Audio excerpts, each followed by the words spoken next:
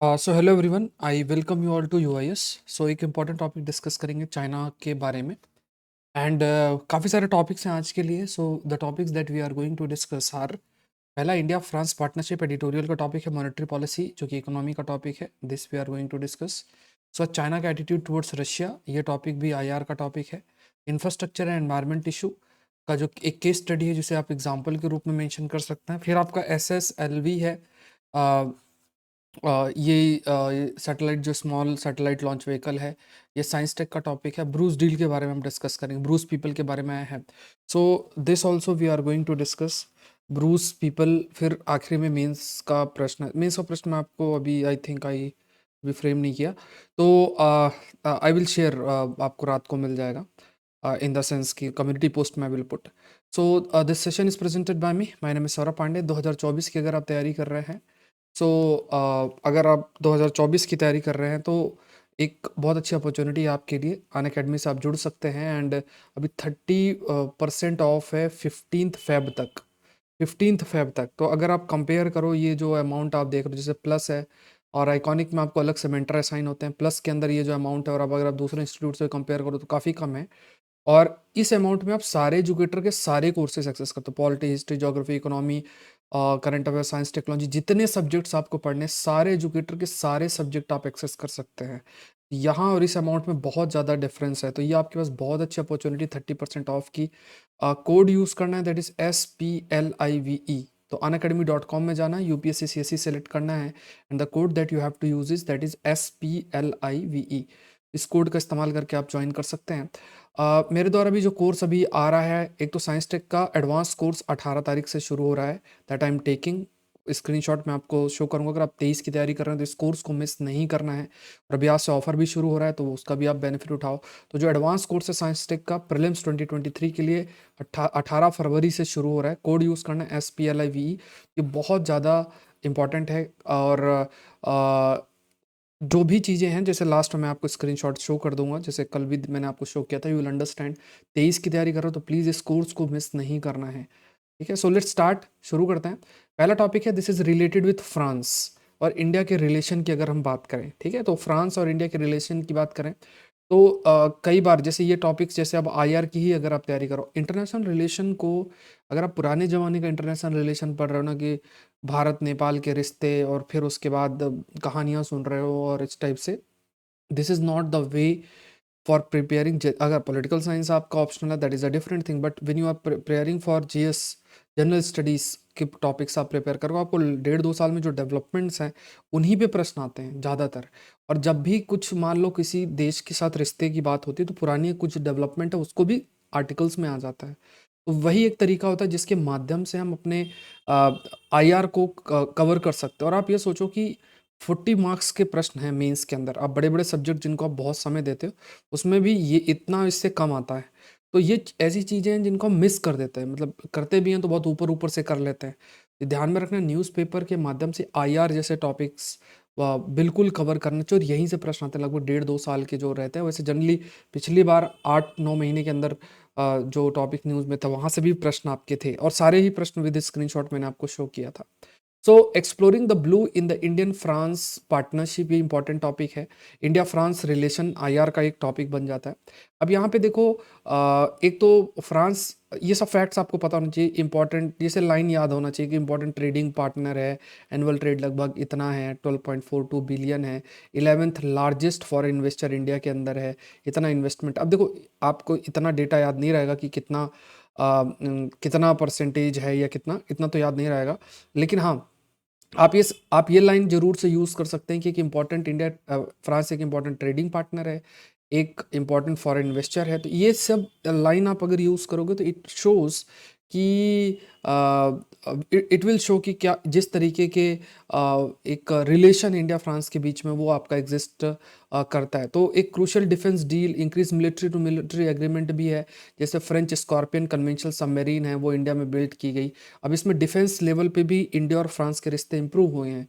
कैसे कि जैसे अब ये डिफेंस डील की बात करें तो स्कॉर्पियन कन्वेंशनल सबमरीन, इसकी टेक्नोलॉजी ट्रांसफ़र की गई है इंडिया को, और इंडिया ने इस सबमरीन को डेवलप किया है, इंडिया हैज़ डेवलप। तो एग्रीमेंट 2005 में साइन किया और फिर डेवलप भी किया गया। फिर टाटा ग्रुप है, उसने लाइक एयरबस को मैन्युफैक्चर करना, C295 tactical transport aircraft Vadodara Gujarat के अंदर है। सो टाटा जो ग्रुप है उसने एयरबस के साथ टाई अप किया और ये जो C295 tactical transport aircraft Vadodara में मैन्युफैक्चर करना, जो कि गुजरात है। एंड फर्दर ये आपका सिविलियन और military aircraft manufacturing in joint venture with France, mainly चाहे वो सिविलियन हो या मिलिट्री पर्पस के लिए जो एयरक्राफ्ट मैन्युफैक्चर है वो भी स्टार्ट की गई। फ्रांस के साथ ये कदम आपका उठाया गया। तो ये ऐसे एरियाज है कि डिफेंस के लेवल पे इंडिया फ्रांस काफ़ी आपके जो उनका रिलेशनशिप है वो काफ़ी स्कोप आपका डेवलप हो रहा है। फिर जॉइंट मिलिट्री एक्सरसाइज भी दोनों के द्वारा, जैसे वरुण है जो नेवी के बीच में होती है, इंडियन नेवी और फ्रांस की नेवी के बीच में, गरुणा एयरफोर्स के बीच में दोनों देशों के, शक्ति आर्मी के बीच में जो दोनों देश की, तो यहाँ पे वरुणा है, गरुणा है, शक्ति है, ये सब चीज़ें क्या है, दीज आर जॉइंट एक्सरसाइजेस है इंडिया और फ्रांस के बीच में। तो ये भी एक इंगेजमेंट फर्दर आपका इंक्रीज हो रहा है। फ्रांस के जो एम्बेसडर है उन्होंने भी इस बात पर हाईलाइट किया है कि खास तौर से कि France is a willing partner for India and it builds it's national industrial base for the defence industry और क्रिटिकल स्ट्रेटेजिक डिफेंस प्रोजेक्ट। तो डिफेंस एक ऐसा एरिया इंडिया फ्रांस के बीच में है जो कि दोनों के रिश्तों को काफ़ी स्कोप प्रोवाइड कर रहा है। एंड इवन उनके जो फ्रेंच एम्बेसडर वो भी इस चीज़ को कर रहे हैं कि जो इंडस्ट्रियल बेस है जिसके माध्यम से हम defence equipments, defence machinery in सबको डेवलप कर रहे हैं, वहाँ भी ह्यूज स्कोप जो है वो एग्जिस्ट करता है। It has a huge scope and France is also committed, ऐसा भी फ्रांस ने आपका हाईलाइट किया है। इंटरनेशनल लेवल पे जो डेवलपमेंट हो रहा है वहाँ पे भी दोनों जो देश हैं काफ़ी उनका एक different set of opinion. Ukraine की अगर बात करें तो आगे डिस्कस करेंगे। अब जब इंडिया ने 1998 के अंदर न्यूक्लियर टेस्ट किया था उस समय में फ्रांस ही एक उनमें से कुछ मतलब कुछ देशों में से था जिसने उसके बाद जैसे एक तरीके से इंडिया के साथ जो है वो खड़ा भी हुआ था। France was among the first countries with which India signed a civil nuclear deal. Civil nuclear deal का मतलब क्या हो गया कि जैसे 1998 का न्यूक्लियर टेस्ट हुआ और एक एग्रीमेंट, एक आपने पढ़ा होगा नॉन पॉलिफरेशन ट्रीटी भी है एंड न्यूक्लियर एक ग्रुप भी है that is nuclear supplier group भी है। इंडिया ने काफ़ी प्रयास किया कि इसका हिस्सा बनना चाहिए। तो इस ग्रुप के माध्यम से कोई भी देश को अगर न्यूक्लियर टेक्नोलॉजी या न्यूक्लियर फ्यूल प्रोवाइड करना है तो that country has to sign non proliferation treaty, because India has not sign the non proliferation treaty. और उसके बाद उसने न्यूक्लियर टेस्ट किया तो इंडिया को काफ़ी सारा इंटरनेशनल प्रेशर फेस करना पड़ा। ऑल दो इंडिया जो थ्रेट फेस कर रहा था पाकिस्तान के से और चाइना का थोड़ा थ्रेट स्टार्ट हो गया था, तो इस वजह से इंडिया ने आपका जो नॉन पॉलिफरेशन ट्रीटी है वो साइन आपकी नहीं की। India nuclear programme civil aspect और आपका मिलिट्री एस्पेक्ट दोनों में डेवलप हो। सिविल एस्पेक्ट का मतलब कि न्यूक्लियर फ्यूल या न्यूक्लियर टेक्नोलॉजी का इस्तेमाल इलेक्ट्रिसिटी के प्रोडक्शन के लिए, तो ये सिविलियन यूज़ हो गया। मिलिट्री में जब आप न्यूक्लियर वेपन के लिए यूज़ करते हो तो जब 1998 का न्यूक्लियर टेस्ट किया उसके बाद से अगर देखा जाए उसके बाद से बहुत सारे जो देश हैं उन्होंने सैंक्शंस भी इंडिया पे लगाए। फ्रांस ने एक अच्छा रोल प्ले किया कि इंडिया को एक आइसोलेशन से बचाने के लिए और साथ में एक civil nuclear agreement deal sign करने के लिए। इट मीन्स न्यूक्लियर फ्यूल या न्यूक्लियर टेक्नोलॉजी प्रोवाइड करना सिविलियन पर्पस के लिए, इलेक्ट्रिसिटी प्रोडक्शन जैसे न्यूक्लियर रिएक्टर्स हैं और न्यूक्लियर रिएक्टर्स का इस्तेमाल करके इलेक्ट्रिसिटी का प्रोडक्शन, तो इसमें भी फ्रांस का एक अच्छा रोल रहा है उस टाइम की बात अगर किया जाए। सो फ्रांस आपका सपोर्ट भी करता है कि इंडिया भी यूनाइटेड नेशन सिक्योरिटी काउंसिल का परमानेंट मेंबर बने। इसके अलावा क्लाइमेट चेंज की बात किया जाए तो उसमें भी दोनों देशों ने काफ़ी कुछ साथ में किया। इवन जो पेरिस एग्रीमेंट है, पेरिस एग्रीमेंट में जो भी डेवलपमेंट्स हुए उसमें भी दोनों देश साथ में आए। इवन जो इंटरनेशनल सोलर अलायंस आपका लॉन्च किया गया, तो इंटरनेशनल सोलर अलायंस जिसमें इंडिया ने फोकस किया कि सोलर एनर्जी को हम किस तरीके से यूज़ कर सकते हैं, सोलर एनर्जी को अपनी एनर्जी नीड को मीट करने के लिए, तो दोनों देशों का जो जॉइंट एफर्ट है उसमें भी इंडिया और फ्रांस जो है वो आपके साथ रहे। तो इंटरनेशनल सोलर अलायंस है, पेरिस एग्रीमेंट है। इसके बाद 2018 की बात किया जाए तो दोनों ही कंट्रीज़ की जो लीडरशिप, उन्होंने joint strategic vision India France cooperation in Indian Ocean region, यहाँ पे भी दोनों साथ में इंडियन ओशन रीजन में। इवन इस चीज़ पर हाईलाइट किया गया कि इंडियन ओशन रीजन या इंडो पैसिफिक रीजन में वहाँ पे नेविगेशन फ्री हो, चाइना के एग्रेशन को काउंटर किया जाए, आसानी से ट्रेड हो, इन चीज़ों पर आपका फोकस किया गया है। एंड धीरे-धीरे अगर एक्सपेंशन होता भी है, मान लो चाइना का एक्सपेंशन किया जाता है तो उसको किस तरीके से लिमिट किया जाए, मैरीटाइम लेवल पे किस तरीके से कोऑपरेट किया जाए, ये सब एरियाज़ पे काफ़ी अधिक इंडिया और फ्रांस दोनों आप कह सकते हैं कि साथ आ रहे हैं। मैरीटाइम सिक्योरिटी मतलब जो समुद्र का रास्ता, जैसे इंडियन ओशन रीजन है, या आज के समय में जो कंसेप्ट जिसे हम इंडो पैसिफिक कहते हैं। इंडो पैसिफिक का मतलब इंडियन ओशन रीजन और अप टू सेंट्रल पैसिफिक का इलाका है। तो यहाँ पे एक तरफ आपका इंडियन ओशियन रीजन है, और प्लस जो पैसिफिक का इलाका है, up to central Pacific region, central Pacific Ocean, Indian Ocean plus central Pacific Ocean, ये दोनों मिला के आपका इंडो पैसिफिक कहते हैं। तो इसमें जो ग्रुपिंग भी है, that grouping we call it as Quad की ग्रुपिंग भी है। तो यहाँ पे we have to understand that यहाँ पे भी चाइना के एग्रेशन को कैसे काउंटर किया जाए, इस पे भी दोनों देश आपके साथ में खड़े हैं। तो यहाँ पे इंडो पैसिफिक की अगर बात किया जाए तो यहाँ पे कई सारे एरियाज में, चाहे मैरीटाइम सिक्योरिटी हो, रीजनल कोऑपरेशन हो, क्लाइमेट चेंज अडेप्टेशन है। तो सितंबर 2022 से दोनों देशों ने साथ में आए, एंड दे हैव ट्राइड कि वो अपना जो कोऑपरेशन है इन एरियाज में इंक्रीज करेंगे। ट्राइलेटरल डेवलपमेंट कोऑपरेशन जो है दैट दे विल इंक्रीज, इस एरियाज के अंदर इंक्रीज करेंगे। एंड डिफरेंट डिफरेंट जो इश्यूज हैं, प्रॉब्लम्स हैं, उन पर कैसे एक सस्टेनेबल सॉल्यूशन लेकर आया जाए, एक कैसे स्ट्रेटजिक पार्टनरशिप लेकर आया जाए, उस पर भी दोनों देश आपके साथ में खड़े हैं। इवन दोनों जो देश हैं, they have formed a trilateral grouping. Trilateral मतलब तीन देश, एक तरफ इंडिया है, दूसरी तरफ फ्रांस है, और तीसरा देश यूएई है। सो मैरीटाइम डोमेन में अवेयरनेस जनरेट करना, सिक्योरिटी इंश्योर करना, from the east coast to Africa to far Pacific. तो यहाँ पे अगर आप मैप की बात करोगे ना, तो वहाँ पे फॉर एग्जांपल जो इंडियन ओशन रीजन है, इंडियन ओशन रीजन से होते हुए, मलक्का स्टेट से होते हुए पैसिफिक रीजन तक है। तो ये बहुत इंपॉर्टेंट इंटरनेशनल ट्रेड रूट है। तो वहाँ पे किस तरीके से जो मैरीटाइम समुद्री जो डोमेन है उसको अवेयरनेस जनरेट करना, सिक्योरिटी डायमेंशन पे ध्यान में रखना, ये इस पर तीनों देशों ने, चाहे इंडिया हो, फ्रांस हो और यूएई, साथ में इन्होंने फोकस भी किया। ऑल्दो जब हम यूक्रेन की बात करते हैं, यूक्रेन के केस में they have a different set of opinion. They are saying they have a different set of opinion. India has a different set of opinion. France has a different set of opinion. But still they have agreed कि एक constructive level पे बातचीत की जाए। और France और India ऐसे देश हैं who are engaging both with Ukraine and Russia. मतलब दोनों का चैनल ओपन है। They can talk with Russia also, they can talk with आप कह सकते हैं कि यूक्रेन के साथ भी बातचीत दोनों कर सकते हैं। तो this is the advantage both the countries. मतलब एक सिमिलर माइंडसेट के साथ दोनों जो देश हैं, they are moving forward. And इस वजह से there is a huge scope कि जहाँ पे दोनों देश काफ़ी सारे एरियाज में आपस में कोऑपरेट भी कर सकते हैं और कर भी रहे हैं। नए इमर्जिंग एरियाज है, चाहे डिजिटल टेक्नोलॉजी हो, साइबर सिक्योरिटी हो, ग्रीन एनर्जी ट्रांजिशन हो, ब्लू इकोनॉमी जो समुद्र से रिलेटेड है, या ओशन साइंस की बात करते हैं, स्पेस टेक्नोलॉजी हो। So these are the upcoming. मतलब देखो, टेक्नोलॉजी एक ऐसा डोमेन बन गया है जहाँ पे देशों के बीच में जो रिश्ते हैं वो आपके बनेंगे या डेवलप होंगे। So India and France understand each other's interest and dependencies, be it in relation to China और रशिया। तो ये दोनों चीज़ें जो है एग्जिस्ट आपकी करती हैं। फ्रांस का अपना एक लिमिटेशन है, इंडिया का अपना एक लिमिटेशन है, और उस लिमिटेशन को दोनों समझते भी हैं। इंडिया भी बहुत एब्सोल्यूट सेंस में फ्रांस को क्रिटिसाइज नहीं, रशिया को क्रिटिसाइज नहीं कर सकता है।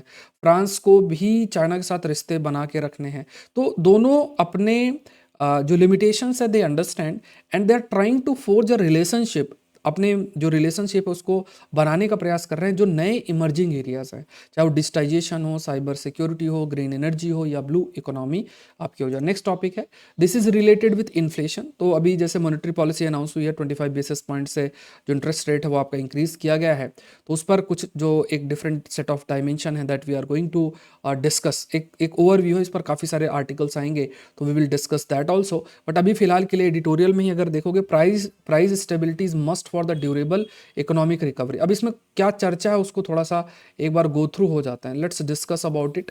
इकोनॉमी के जो डिफरेंट एस्पेक्ट हैं उसको डिस्कस करते हैं। देखो, पहली चीज़ तो आपको समझना है कि जब वी आर सेइंग कि जैसे सपोज करो रेपो रेट को बढ़ा दिया जाए। अगर रेपो रेट को, if repo rate is increase, तो ये रेपो रेट जो इंक्रीज किया जा रहा है, तो पहली चीज़ आपको ये ध्यान में रखना है कि ये किसके द्वारा किया जाता है, ये मॉनेटरी पॉलिसी कमेटी के द्वारा किया जाता है।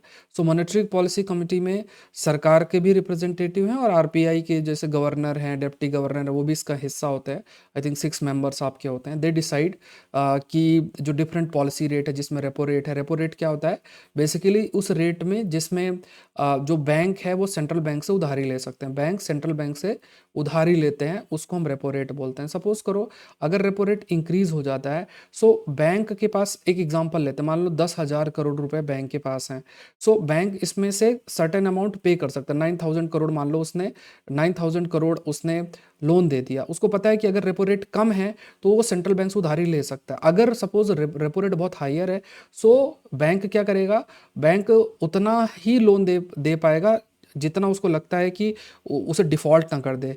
डिफ़ॉल्ट करने का मतलब है कि देखो, बैंक सिंपल सा सिस्टम फॉलो करता है कि वो बहुतों को लोन देता है और इंटरेस्ट के बेसिस में प्रॉफिट अर्न करता है। अगर वो सारा पैसा लोन में दे देगा तो अगर डिफ़ॉल्ट की सिचुएशन है कि सब पैसे मांगने लग जाएं तो उसके पास पैसे नहीं रहेंगे। अब ऐसी स्थिति में जब रेपो रेट बहुत कम है तो उसको ये रहता है कि अगर मांगेंगे भी तो मैं सेंट्रल बैंक से उधार लेके तुरंत दे दूंगा। ऐसी स्थिति रहती है। तो यहाँ पे क्या है, जो अमाउंट है दैट इज अराउंड 9,000, एक एग्जांपल है, जैसे 9,000 करोड़ को वो लोन दे सकते हैं। अगर रेपो रेट कम है तो इसमें हो सकता है कि और ज़्यादा भी ये लोन जनरली दे सकते हैं, क्योंकि उनको पता है कि अगर रेपो रेट कम है तो सेंट्रल बैंक से उधारी वो ले सकते हैं। मतलब एक ये हाइपोथेटिकल सिचुएशन है। अब ये जरूरी भी क्यों है कि अगर रेपो रेट कम है तो लोन का डिस्पर्जन भी होगा, इंटरेस्ट रेट भी आपका जो कंज्यूमर को पे करना पड़ेगा वो भी कम होगा। ऐसी स्थिति में क्या है कि जब पैसा और सब आसानी से मिल जाएगा तो डिमांड भी इकोनॉमी के अंदर जनरेट होगी। जब डिमांड ज़्यादा रहेगी तो there can be inflation as well. Inflation का क्या मतलब हुआ कि जब डिमांड और सप्लाई के बीच में गैप है, कि डिमांड किसी चीज़ की बहुत ज़्यादा है, सप्लाई बहुत कम है, तो ऐसी स्थिति में इन्फ्लेशन या महंगाई देखने को आपकी मिलती है। You have a inflation also. Demand और सप्लाई की जब हम बात करते हैं तो यहाँ पे क्या है कि if there is a gap between a demand and supply तो इन्फ्लेशन देखने को मिलता है। और डिमांड इकोनॉमी में डिपेंड करती है कि आपकी परचेजिंग पावर कैसी है। जैसे आप बहुत आसानी से लोन मिल जाए तो लोग घर खरीदना शुरू कर देंगे। ऐसा अगर लोन बहुत महंगा हो जाएगा तो फिर लोग अपने जो भी डिसीजंस हैं उसको डिले करते चले जाएंगे। सो इस डिमांड को मीट करने के लिए हमेशा क्या किया जाता है? रेपो रेट को बढ़ाया जाता है, जैसे इन्होंने अभी कर दिया।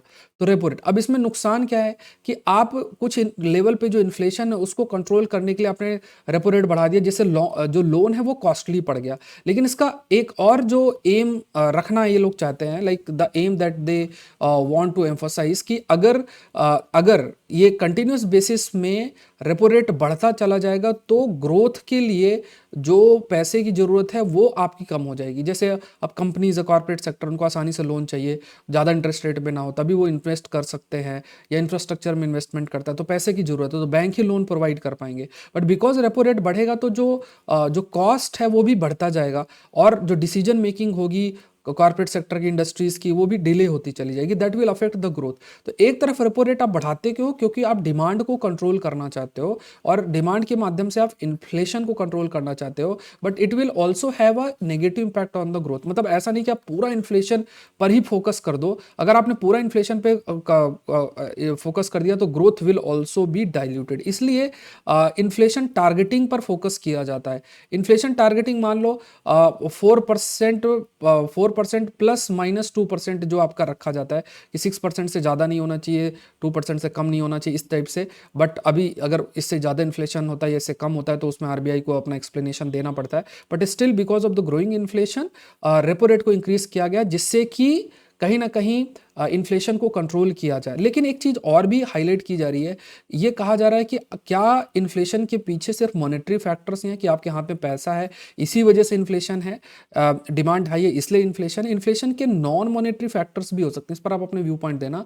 There can be a non monetary factors also. And what can be the non monetary factors? Non monetary मतलब जैसे मान लो क्लाइमेट चेंज है, वॉर है, ये सब क्या है? These are non monetary factors. So RBI अपने रेट से नॉन मॉनेटरी फैक्टर्स जो कि इन्फ्लेशन को अफेक्ट करते हैं उसको कंट्रोल नहीं कर सकता है। इस चीज को भी कंसीडर करना बहुत जरूरी है। ठीक है, तो ये पॉइंट्स थोड़ा सा ध्यान में रखना, ओवरऑल एनालिसिस आपके माइंड के अंदर होना चाहिए। तो ये आप देख लेना, मैं आपको पीडीएफ शेयर कर दूंगा।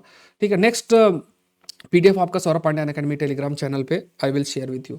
नेक्स्ट टॉपिक है about the approach of China. China का जो एटीट्यूड है, चाइना का जो एक अप्रोच है उसके ऊपर है। अब देखो इसमें काफ़ी सारा बखान भी किया हुआ है, तो that I will not like we need not to discuss that thing. हमें थोड़ा सा, क्योंकि आप में से कई लोग जो है डिप्लोमेट भी बनोगे, तो इसमें से हमें एक चीज़ बस देखनी है कि क्या एक अप्रोच, एक सेपरेट सेट ऑफ थिंकिंग जो चाइना की है, that we have to understand वो क्या है।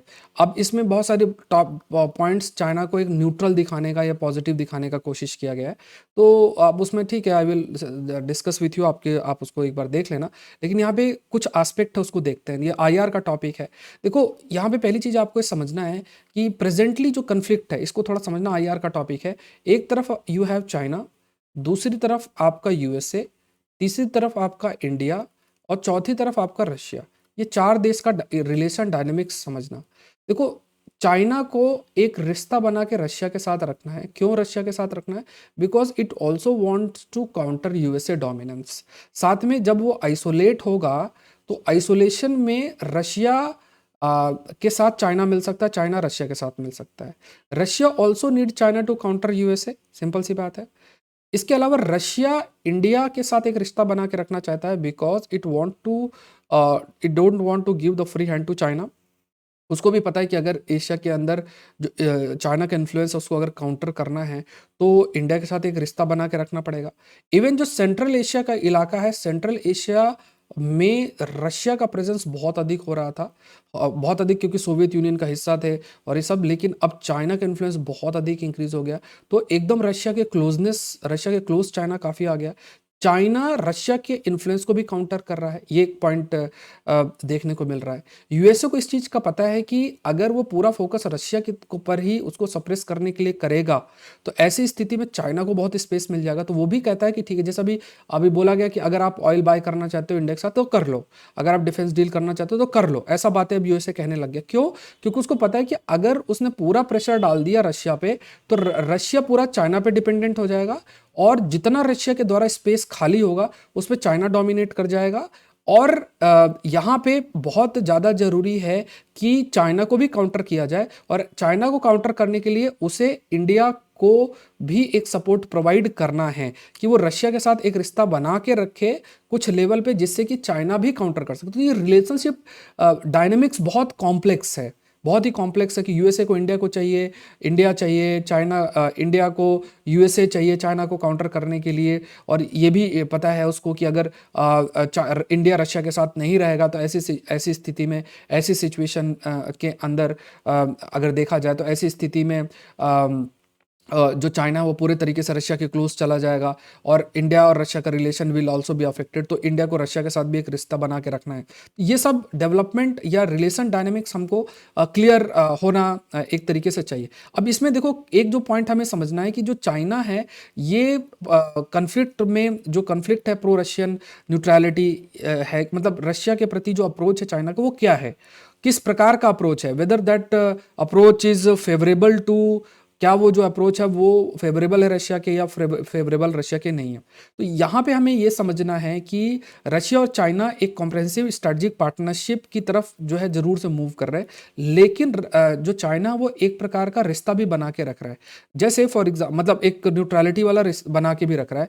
कैसे कि चाइना, जैसे मान लो यूएन सिक्योरिटी काउंसिल के अंदर बहुत सारे जो रिजोल्यूशंस आपके आते हैं, तो कई रिजोल्यूशंस में उसने रशिया के फेवर में वोट किया, कई में अब्सटेन कर गया, और कई में अगेंस्ट भी वोट किया। इवन जैसे ये चाइना ने यूएन सिक्योरिटी काउंसिल में जो ह्यूमैनिटेरियन एड वाला है उसमें एक अगेंस्ट रशिया के वोट किया। तो यहाँ पे क्या है, चाइना कह रहा है कि हम भी आप एक इंडिपेंडेंट फॉरेन पॉलिसी के रूप में हम फॉलो कर रहे हैं, ऐसा नहीं कि हर बात हम चाइना की मान रहे हैं, ऐसा उसका एक फोकस्ड है। अब इसके पीछे चाइना का रैशनल क्या है, ऐसा क्यों न्यूट्रलिटी वाला रेटोरिक वो मेंटेन करना चाहता है, ऐसा क्यों जो है वो चाइना कर सकता है। देखो एक चीज़ हमें ये समझना है कि चाइना को एक रिलेशन रशिया के साथ मेंटेन करके रखना है, और रशिया के साथ रिलेशन मेंटेन करने के लिए उसे उसका जो पोलर सिल्क रूट है वो उसके लिए एक जरूरी उसके लिए बन जाता है। लेकिन इसके बावजूद भी अगर देखा जाए तो यूरोपियन यूनियन में जो एंट्री है वो भी चाइना के लिए ज़रूरी है, वहाँ भी उसको यूएस के इन्फ्लुएंस को कंट्रोल करना है। तो यहाँ पे अगर यूक्रेन के साथ वो पूरा नेगेटिव बना लेगा तो उसके लिए दिक्कत होगी। दूसरा, ट्रेड रिलेशन भी यूक्रेन और यू के साथ काफ़ी है चाइना का, तो उसको भी वो कॉम्प्रोमाइज़ नहीं करना चाहेगा। ये भी आपको याद रखना है कि जैसे चाइना लार्जेस्ट ट्रेडिंग पार्टनर है रशिया और यूक्रेन दोनों की अगर बात किया जाए, यूरोपियन यूनियन के साथ भी उसका एक रिश्ता है। और ये जो लियोनिंग करके चाइना का पहला एयरक्राफ्ट कैरियर है, वो आपका यूक्रेन से लिया गया था, फिर उसमें चेंजेस करके काफ़ी इस्तेमाल भी किया गया था। तो पूरे तरीके से यूक्रेन के खिलाफ चाइना चला जाए तो ये थोड़ा सा उसके लिए भी मुश्किल है। Although it is trying to maintain a balance, उसको दोनों के बीच में जो बैलेंस है वो मेंटेन करके रखना है। चाहे यूरोपियन यूनियन के साथ में वो आपका इकोनॉमिक टाइज की बात किया जाए, या फिर अपनी एक ऑटोनॉमी मेंटेन करके रखना। ऐसा ना हो कि वो रशिया के तरफ इंक्लाइंड करके ही कदम उठा रहा है। उसको पता है कि जिस तरीके का अप्रोच यूएसए का रशिया के प्रति है, सैंक्शंस करेगा तो जो स्पेस खाली होगा उस स्पेस में चाइना एंट्री करेगा। तो वो भी थोड़ा फ्रीली छोड़ रहा है कि हाँ, जो यूएसए को करना है वो करता जाए, जो जो जगह छूटेगी वहाँ पे चाइना अपने इन्फ्लुएंस को कंटिन्यूस बेसिस में करता रहेगा। और यहाँ पे पूरा का पूरा जो यूएस का फोकस है, जैसे मान लो रशिया को काउंटर करना, यूक्रेन को के यहाँ पे फोकस करना उसका बन जाएगा, ऐसी स्थिति में वो अपने इन्फ्लुएंस को यहाँ पे इंडो पैसिफिक के इलाके में करने लग जाएगा, क्योंकि यूएस का फोकस मान लो पूरे तरीके से रूस की तरफ या यूक्रेन में है। तो ऐसी स्थिति में उसका जो फोकस है इंडो पैसिफिक पे कम रहेगा। अब ये उसको चाइना को अपॉर्चुनिटी दे देगा कि वो अपने आप को, अपने प्रेजेंस को वहाँ पे कंटिन्यूसली बढ़ाता चला जाए। ये एक स्ट्रेटजी है जो कि देखना चाहेगा। दूसरा ये भी है कि ताइवान को चाइना अपना हिस्सा बनाना चाहता है। अब उसमें वो देखेगा कि यूक्रेन में जो युद्ध हुआ तो किस प्रकार से वेस्टर्न कंट्रीज सपोर्ट यूक्रेन को प्रोवाइड कर रहे हैं, कितने लेवल तक जो है आपका सपोर्ट प्रोवाइड किया जाए। अगर वो सपोर्ट प्रोवाइड कर रहे हैं तो उससे क्या इम्पैक्ट पड़ रहा है, रशिया क्या इम्पैक्ट हो रहा है, तो ये भी वो धीरे धीरे ऑब्जर्व कर रहा है।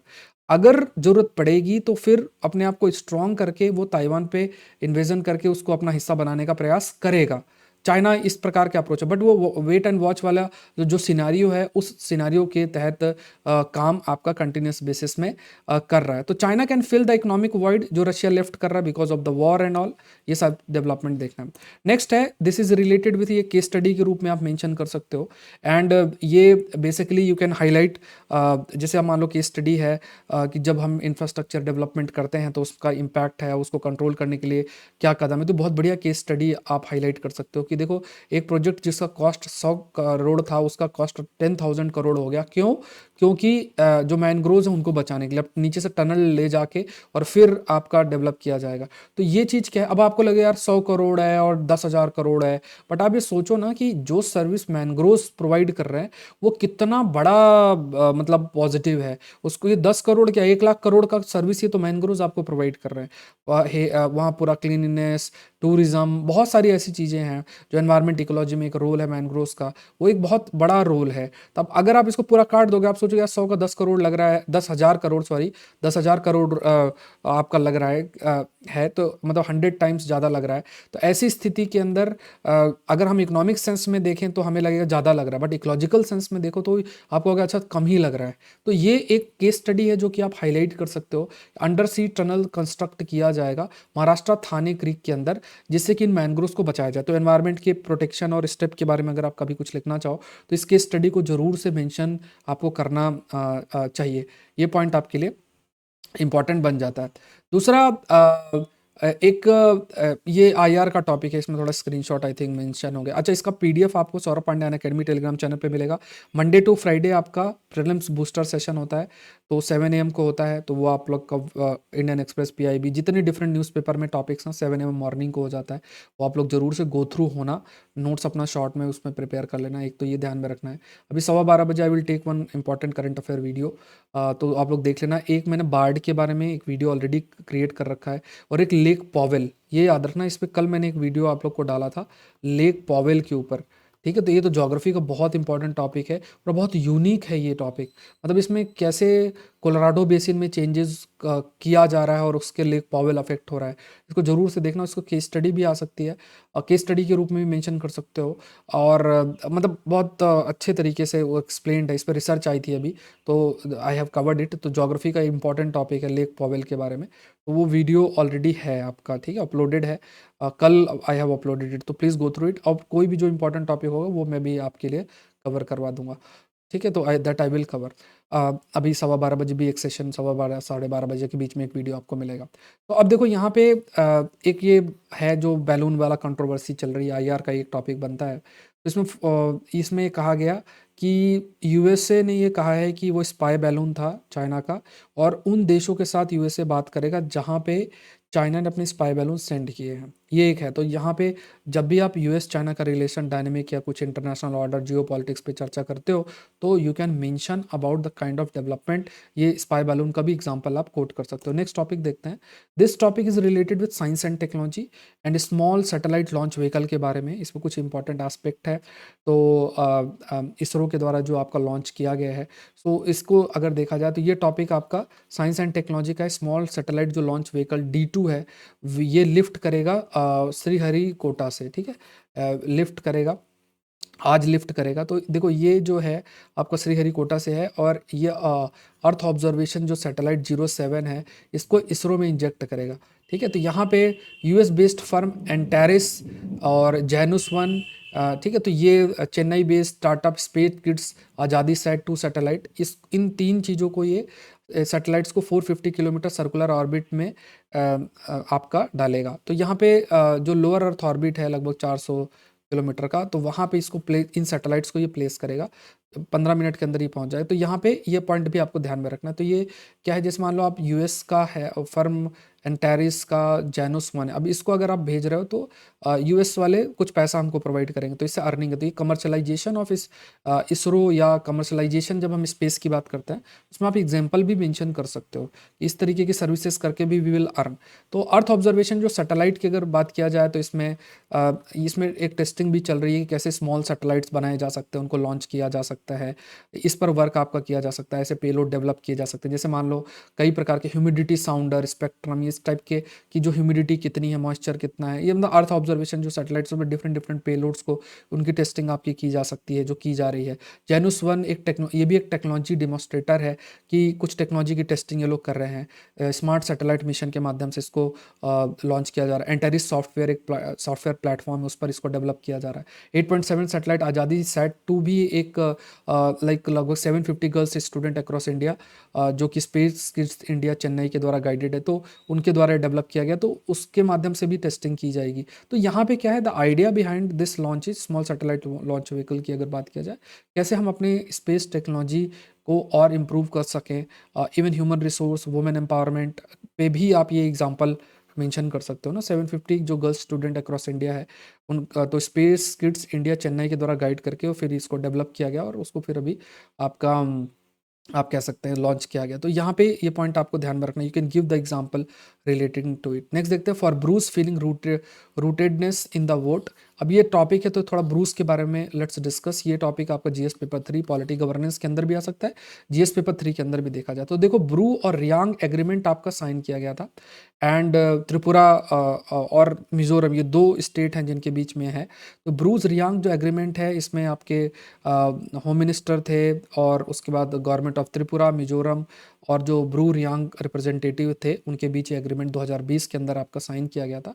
जो ब्रू पीपल्स बेसिकली वो मिजोरम में रहते थे, और मिजोरम में 1997 में डिस्प्लेस हुए थे because of the ethnic conflict. मतलब वहाँ पे जो दूसरे जो इथनिक आप कह सकते हैं, तो उनके साथ जो एक कन्फ्लिक्ट अराइज हुआ था, because of that they have to migrate, violence हुआ था, और they have to migrate to Tripura, Assam, इन जगहों पे वो आपके माइग्रेट किए थे। इवन अगर देखा जाए तो ज़्यादातर जो ब्रूज हैं वे are originally resident of about Mamit subdivision, जो अजवाल डिस्ट्रिक्ट है। तो यहाँ पे अगर आप मैप देखोगे, तो ये जो आपका मिजोरम है, इस मिजोरम में भी इफ़ यूल सी, यहाँ पे ममित ये है, यहाँ पे ही ज़्यादातर जो आपके ब्रूज पीपल थे। अब ये देखो, ये जो फ्ली किए थे because of the kind of violence that was there. इसके बाद ये त्रिपुरा माइग्रेट कर गए, असम माइग्रेट कर गए। अब इसमें बातचीत कंटिन्यूस बेसिस में चली, डील भी साइन हुआ कि जैसे जो लोग दोबारा से, जैसे यहाँ कैंप्स में रह रहे हैं, तो कैंप्स में अगर उन्हें रहना पड़ रहा है तो बहुत तरीके की प्रॉब्लम फेस करना पड़ रहा है। तो वहाँ स्टेट की गवर्नमेंट के बीच में एग्रीमेंट हुआ कि उनको सपोर्ट प्रोवाइड किया जाएगा, फाइनेंशियल सपोर्ट प्रोवाइड का लेवल पे किया जाएगा। कुछ डिमांड्स मीट हुई, कुछ डिमांड्स मीट नहीं हुई। जैसे जनवरी 2015 में त्रिपुरा मिजोरम ने रिपेट्रिएशन, मतलब उनको दोबारा से मिजोरम में लाया जाए, इस पर भी बातचीत आपकी की गई है। इस पर भी लगातार बातचीत की गई है। तो 4 कॉर्नर एग्रीमेंट साइन किया गया कि एक बार 4 लाख रुपए एक फिक्स डिपॉजिट के रूप में दिया जाएगा, हाउस बिल्डिंग के लिए कुछ असिस्टेंस दिया जाएगा, कुछ पैसा हर फैमिली को मंथली बेसिस पे दिया जाएगा। तो ये सब ये था कि जो ब्रूस पीपल हैं वो आपके, जैसे मिजोरम से गए तो वो दोबारा से वहाँ हो जाएं, अगर वो त्रिपुरा में सेटल होना चाह रहे हैं उन्हें वहाँ भी सपोर्ट आपका प्रोवाइड किया जाए। अब इसमें कुछ थोड़ा-सा डिफरेंट सेट ऑफ भी है कि each displaced family will get इतना स्क्वायर फीट रेजिडेंशियल प्लॉट मिलेगा, इतना like 34,000 Bruce people will be settled in Tripura, इतने लोग त्रिपुरा में सेटल होंगे। सेंट्रल प्रोवाइड करेगा all round development and this around rupees 600 crore आपका सैंक्शन आपका किया गया है। तो यहाँ पे क्या है, देयर आर डिफरेंट सेट है कि जैसे लगभग 34,000 जो ब्रूस पीपल जो वहाँ पे आपका कैंप में रह रहे हैं, तो उन्हें इस प्रकार का फाइनेंशियल सपोर्ट भी प्रोवाइड आपका करना चाहिए। तो ये एग्रीमेंट आपका है, कुछ फाइनेंशियल चीज़ें भी जो सपोर्ट है वो आपका प्रोवाइड करना चाहिए। अगर आप 2024 की तैयारी कर रहे हैं तो ये बहुत इंपॉर्टेंट है आपके लिए कि आप इसका हिस्सा जरूर से बने।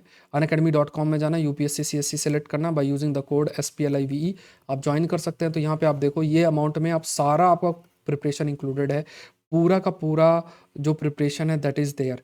2024 के प्रीलिम्स के लिए भी, मेंस के लिए भी, हर चीज़ पूरी की पूरी जो प्रिपरेशन है दैट इज़ इंक्लूडेड। तो आप इसका हिस्सा ज़रूर से बने। मेरे द्वारा कोर्स अभी 18 तारीख से साइंस टेक का आ रहा है, तो ये बहुत इंपॉर्टेंट है। अगर 23 की तैयारी कर रहे हो तो ज़रूर से आपको करना है। एडवांस कोर्स जो है साइंस टेक का प्रीलिम 2023 का स्टार्ट हो रहा है। तो unacademy.com में जाना, यूपीएससी सीएससी सेलेक्ट करना है और ये कोड डाल देना है SPLIVE, इसको ज़रूर से आपको ज्वाइन करना है। ये आप लोग स्क्रीनशॉट लेके देख लेना। ये पूरे 15 में से 14 क्वेश्चन थे that session that I took with screenshot, you can see here. जो जो प्रश्न आए थे पिछले साल सब आई हैव कवर्ड। तो ये लगभग 1.5-2 साल के टॉपिक्स हिंदू के और दूसरे एरियाज़ के रिसर्च सब आई विल कवर। तो ये आप लोग देख लो। बायोफिल्म का प्रश्न है, इसी दिन का ये सेशन है हिंदू के अंदर, when I used to take in other channel. आप लोग एक बार देख लें। सारे लगभग 15 में से 14 क्वेश्चन आई हैव कवर्ड।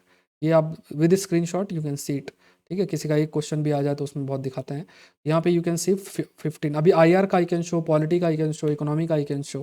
ठीक है, बहुत सारे। सो आज के लिए इतना ही। आप चैनल को जरूर से सब्सक्राइब करें। इसका PDF आपको Saurabh Pandya academy telegram channel के अंदर मिल जाएगा। Thank you everyone. प्रिपरेशन को करते रहें, मोमेंटम ब्रेक नहीं होना चाहिए, ऐसा आपको इंश्योर करना है। Thank you everyone, thank you. इस चैनल को जरूर से सब्सक्राइब करें। Thank you.